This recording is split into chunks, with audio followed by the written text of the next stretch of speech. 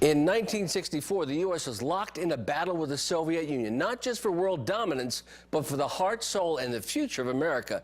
Fresh off the heels of the Cuban Missile Crisis, many argued for détente, or accommodation of the Soviets. In a landmark speech, Ronald Reagan made this historic plea. They say if we'll only avoid any direct confrontation with the enemy, he'll forget his evil ways and learn to love us. But every lesson of history tells us that the greater risk lies in appeasement. And this is the specter our well-meaning liberal friends refuse to face, that their policy of accommodation is appeasement. And it gives no choice between peace and war, only between fight or surrender. If we continue to accommodate, continue to back and retreat, eventually we have to face the final demand, the ultimatum. And what then? And today, America may have arrived at another time for choosing. So what can President Obama learn from President Ronald Reagan? Dr. Sebastian Gorka is chair of military theory at the Marine Corps University. Good morning, Dr. Gorka.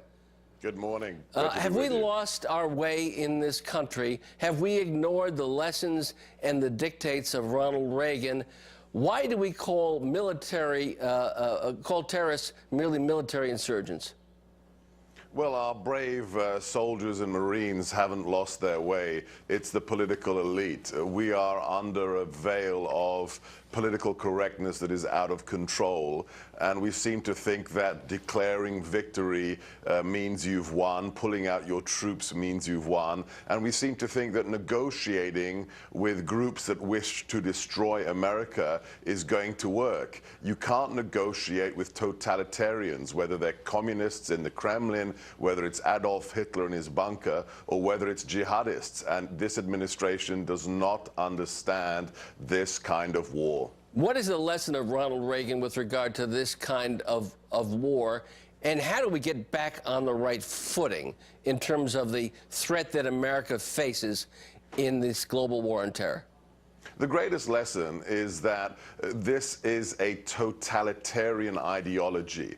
Just like communism, just like fascism, we are facing totalitarians. This time, it's Islamist jihadis, and the first thing we need to do differently is to talk truthfully about the ideology that drives them. We can't talk about the fact that it's poverty or lack of education. That's ridiculous. If that were the case, half of India would be terrorists. It's an ideology of global domination, of recreating the caliphate, the theocratic empire of Islam. If you're not allowed to speak truthfully about the enemy, how are you going to defeat them? As Sun Tzu said very famously thousands of years ago, to win a war, you must know the enemy. We have to get political correctness out of our analysis of this enemy. The need to identify the ideology seems to be clear, but what seems unclear, Dr. Gorka, is the motivation behind this White House failing to identify this ideology.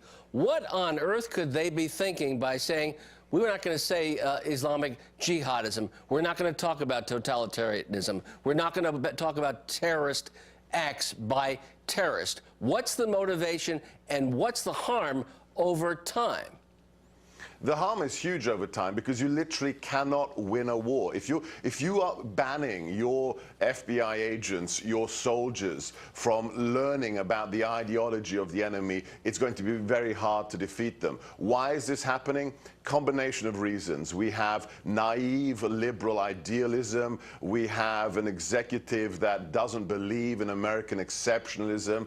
And also we have a belief that there is no such thing as evil. We have a postmodern secular political elite that refuses to believe in the existence of evil and evildoers. If you don't believe that the communist forces of the Cold War or the fascists of World War II were evil, how would we have defeated them? The same is true today. Dr. Gorka, one final question. In one sentence, if you could, how do you define the military theory of the Obama administration?